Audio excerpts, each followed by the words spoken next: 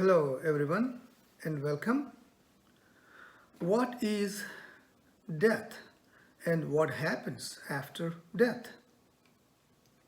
Death is the state of non manifestation of a soul. And what is soul?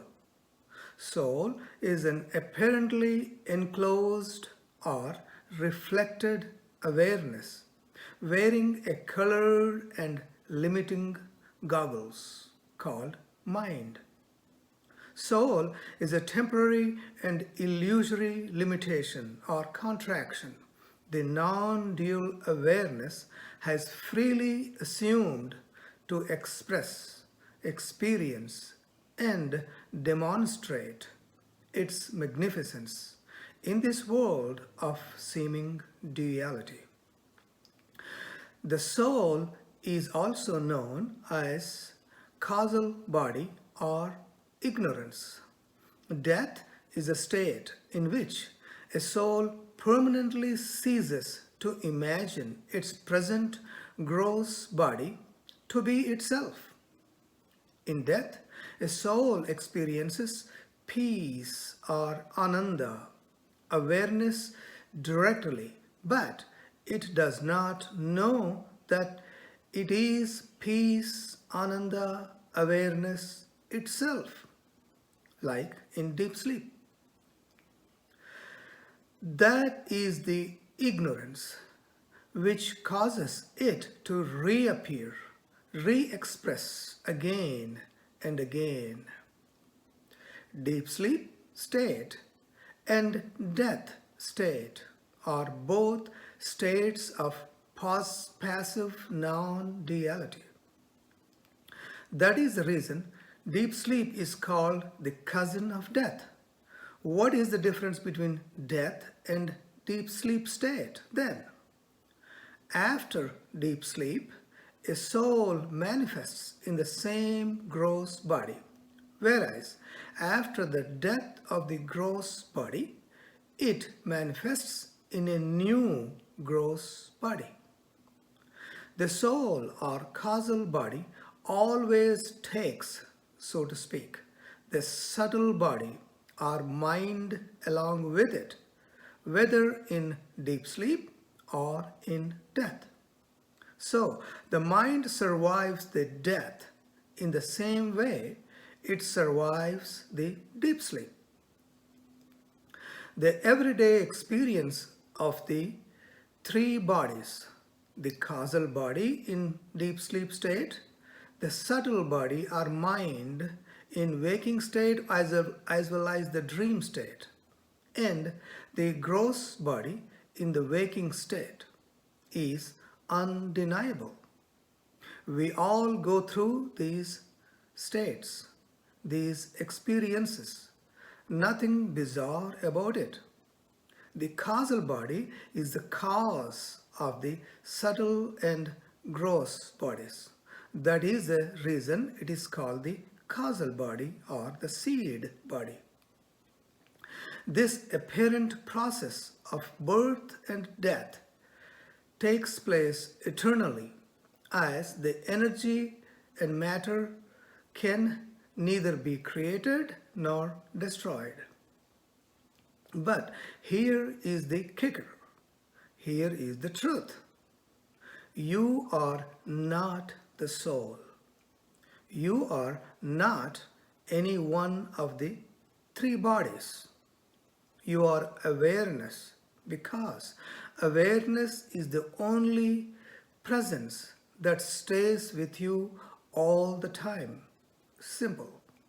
So, in ultimate understanding, the concepts of rebirth or transmigration, reincarnation, and everlasting hell or heaven, which are the journeys of the soul, are all false, because the soul itself is false, an illusion, mithya, meaning not real, or apparently or dependently real.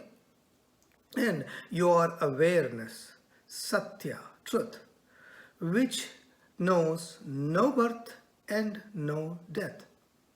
Let us go little deeper. Anything and everything in manifestation or nature is constantly changing. So, what is that unchanging conscious entity which is going from birth to birth? The only aware and unchanging element of life is awareness or consciousness, which itself cannot be birthed. There is no one home. Then what or who is born? The tendencies or desires. Sanskrit word for it is vasanas or karmas. The vasanas or tendencies or desires or impressions or samskaras are the outcomes of actions or karma through likes and dislikes called raga and dvesha. Desires are what transmigrate, not any particular or individual person. A person is just a notion or thought that associates itself with a certain bundles of desires or vasanas. And that is why nobody knows who they were in their last life. However, the inner experience is going to be similar as it was before, after the desires or vasanas get transmigrated to a new person. In this karma or dharma field, everything is a continuous process or flow of energy. Therefore, in higher understanding, awareness or self or reality or satya or truth is birthless, and the not self, which is matter and mind or mithya, is also birthless because it is not real. And something that is not real can never be born. It can only appear and disappear, like in a dream, like in virtual reality.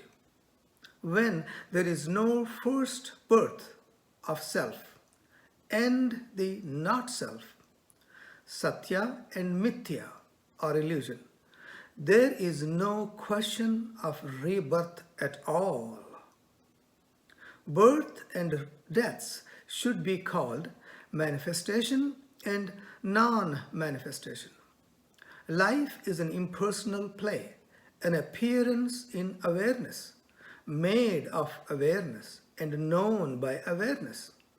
The elimination of rebirth is nothing but the elimination of the misconception that there is a possibility of rebirth. To quote Krishna from Bhagavad Gita, which is non-existent or not real, can never be or never be born but is temporarily appearing. And that which is existent or real can never ceases to be or never born and is permanent. No one will take another limited birth if he understands that he is awareness. The soul is awareness in disguise of a person, but until it understands that it is awareness but not the soul or the ego, it will be reborn, so to say. But not as the same ego or personality. If you think that you are the ego, then you get reborn. We don't have to worry about next lifetime. It just means you will get caught up in the next desire that you have. That's rebirth. What will be reborn is the desires or vasanas. And since those vasanas are manifesting at a different time and different place, it will be different person with a different body, different parentage, and different circumstances, and will be given a different name. When a soul is apparently reborn, your memory is wiped out for a good reason. You get cleared of this person, but the new person has those vasanas or desires that were left over. That's all. So it's a different person with a different name in a different time and place. Soul with an old mind but with a new gross body or biology apparently identifies itself as a new person in new surroundings. When one particular body mind dies, that is the end of the story of that character. When John's body is no more, John Ness is no more. And this is part of the continuity in evolution. Subtle body or mind will carry on as a bundle of desires from one gross body to another until an understanding takes place, at which time the three bodies will be negated and the soul claims its true nature as awareness. The soul realizes that it had never been any body and had never taken any birth and was never bound or limited. Then, at the time of physical death, all three bodies of an enlightened being will merge in their respective pools of energies. The concepts of transmigration and reincarnation are taught in early stages only to negate them at the end, to realize that there is really not any individual soul that is born, dies, and then gets reborn. The doctrine of karma and reincarnation is true from an individual point of view, but untrue from the absolute point of view. These teachings are just ploys for gaining higher truth, but in themselves are not absolute truth. That's why, in view of the general belief in reincarnation, they say that upon realization you will not be subjected to birth and death. They mean to say that awareness will be free from the concept, or rather the misconception, of birth and death. That's all. Awareness has no birth and no death to begin with. Awareness is eternal.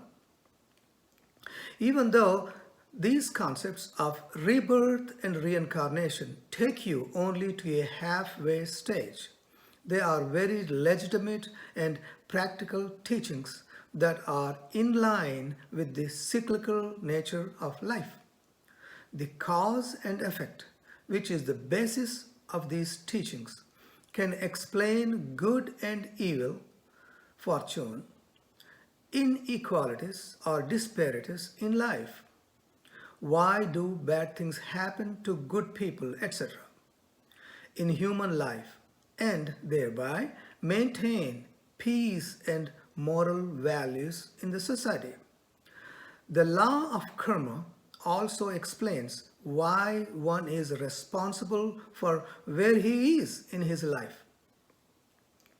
It stops the blame game or throwing responsibility on the world or someone else. Karma doctrine is irrefutable for those who believe in causality. Karma and reincarnation is also used as a fear tactic by spiritual teachers to make you buckle down and solve your ignorance problem right here, right now. Many people think law of karma is fatalism. On the contrary, the law of karma is the only remedy for the wrong philosophy of fatalism. Fatalism is a wrong philosophy because it makes one to wash away his responsibility. Ultimately, however, there is no individual person or soul. To quote Gautama Buddha, events happen, deeds are done, but there is no individual doer thereof. Another common concept, the concept of eternal heaven or eternal hell after a single birth is also false because this is an impossible feat. Something cannot have a beginning and be eternal. It is illogical. This is a contradiction in terms. There is no there is no pathway or corridor connecting mortality to immortality. Finite can never become infinite.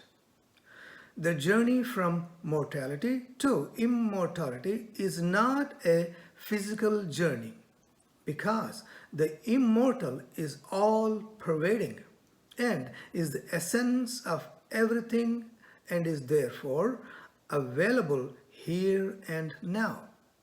There is no distance gap or time gap. The distance is only of ignorance. Even when you get to the so-called heaven out of your good deeds, it will only be finite because the result of any finite deed is finite. Heaven, absolute, cannot be gained with any effort.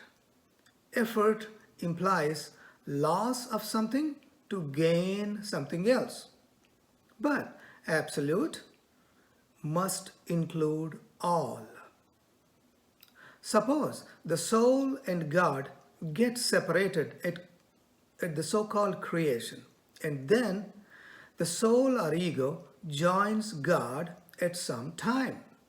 This can happen again and again. If the soul can come away from God once, then even after joining God, the soul can come away again, just like it did before. If finite becomes infinite at a particular time, it can become finite at a later time. Simple. In time, everything can happen cyclically. Thus, the separation or union of the soul and God will go on happening, and there will be no permanent liberation or salvation. Further, this would imply that God itself would be subject to time or mortality. Reality has no birth. World, body, mind is an appearance and hence has no birth either. If you say you have birth and death, it means you have neither, because you are in both. As such, you can only be something distinct and separate from birth and death, and so necessarily beyond both. Life as such knows no death. Nobody has ever experienced his own death, nor can anybody think of his own death. In order to say that you did not exist, you have to be there to observe your non-existence, which is ridiculous. Thus, from life's own standpoint, death is a misnomer. You are awareness which is unborn and therefore can never die. If necklace, bangle, and bracelet are the three names and forms, then gold is awareness. In a similar manner, mind superimposes the three states of waking, dream, and deep sleep, samsara, the wheel of karma, on the ever-present awareness, and thereby superimposes birth and death on the unborn. The elimination of the misconception that there is a possibility of rebirth is liberation or moksha. Freedom from rebirth is freedom from the misconception that I have rebirth. Your journey needs to be from ignorance to knowledge, not from one world to another world, not from one body to another body. The more you are disidentified with yourself as the gross or subtle or causal bodies, and identified with yourself as pure awareness, the easier it becomes to understand the riddle of death. One part of your body, say a finger, cannot understand another part, say a second finger, because both are in the same level of relative reality. And illusion begets illusion. You do not know the reality of dream state until you wake up from the night dream. Similarly, you do not know the reality of the waking state until you wake up from this waking dream. Moving from a lower plane of reality to a higher plane, or realizing the higher plane, is the solution. There are hundreds of after-death theories in the religious world which are based on duality. Remember that one metaphysical theory is as good as another, and they're all speculative. Stay with the fundamentals. Don't invest your time in the dualistic worlds, bodies, karma and reincarnation, rebirth, body travels, hell, heaven, powers or siddhis, etc. Go for the gold. Go for the non-duality. Thank you.